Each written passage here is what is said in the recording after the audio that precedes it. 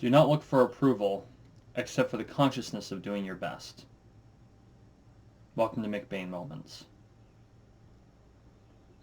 Andrew Carnegie said those words, and he was the founder of what would eventually become the largest steel trust in the world. He founded the largest steel trust and then sold it to JP Morgan and took a large chunk of stock for his trouble.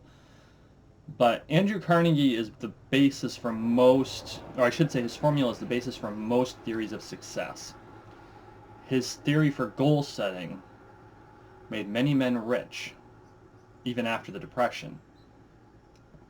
And that was the basis of Napoleon Hill's Think and Grow Rich. But what it was less a formula for getting rich and more a formula for achievement. Any goal you set, if you use the Carnegie formula, you will achieve it if you use it and stick to it. And so I find it very interesting that Carnegie himself would say, don't go out there to impress people. Your goal in doing what you're aiming at is not to impress other people. It's for you. You do it to achieve for yourself. Because if you can't achieve for yourself, it doesn't matter what other people think. They might think you're the nicest person in the world, but if you're not out there achieving your goals, you're going to feel like crap about yourself.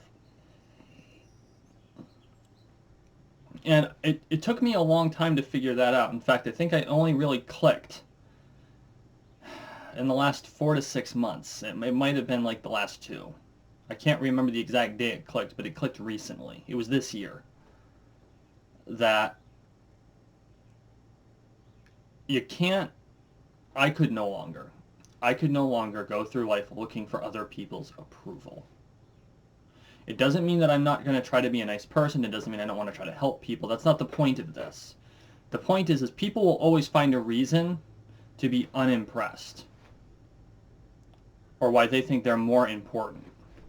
Because everyone's more important than the people around them. That's the nature of the human mind. We're inherently going to think of ourselves first. So instead of trying to improve myself in order to make other people happy, I'm going to improve myself for me. And that means becoming better at my job. That means becoming a better father. That means becoming a better husband. Not married yet. We're working on that. It means becoming a better fencer. It means becoming a better friend. And it means becoming a better teacher. All of these things are improvements that I'm looking to make in myself. Not because I want to impress other people, but because if I don't do these things, I will not feel good about myself. And what it comes down to is, if you're not feeling good about yourself, how the hell are other people going to like you?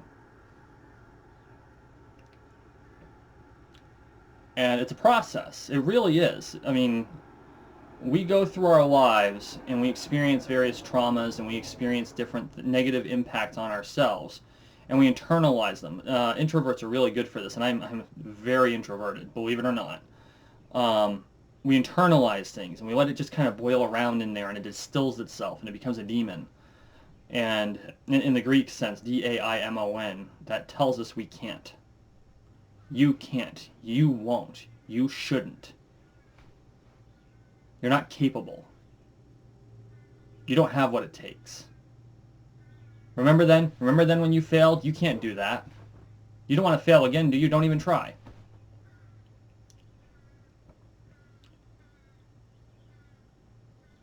Don't let the demons have their way. They'll always be there. They'll always be there. There's nothing we can do about that, but that doesn't mean they have to win. Be the best you can be. Go out there and work one day at a time, iteratively. And you're going to make mistakes. You're going to fail. But don't think of it as failure. Dan Locke said, it's never failure, it's only feedback. When you fail to make a sale. When a customer walks away angry and you weren't able to resolve their issue. When a friend turns their back on you. When you fail to learn a concept. When you lose a match.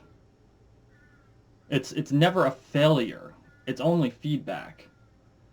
How do you improve upon your skills so that when you're faced with the same situation again, you do better? Even if you don't win the second time, even if you fail again, fail better. There is a quote behind that, and unfortunately I don't remember the name of the person who said it. But always fail forward, because eventually you'll stop failing.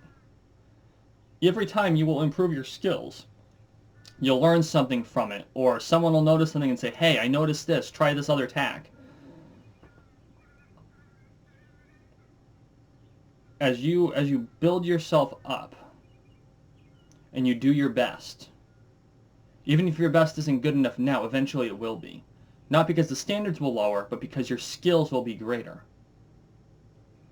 So aim for your personal best and then aim for half a step higher.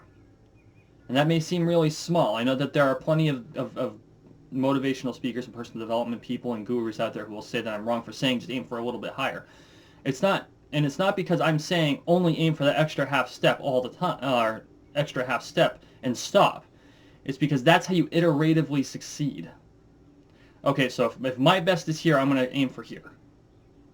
And then, oh, my skill level matches it, now I'm going to aim for here. That's how you succeed. You get those skills up, you grind it. There's no magic bullet. But no matter what, you have to have a meta goal. You have to have a grand quest. And this is where the second quote I have from Andrew Carnegie comes in. No matter where you are on your path, no matter what your goal is, no matter what your personal best is, always aim for the ultimate goal to be the highest. Aim for the highest. That's the quote. And always know, I'm doing really good, but I can always do better.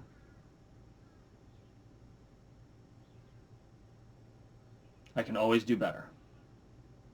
As long as you say that, you always will do better. Now go out there and aim for the highest. This has been a McBain moment.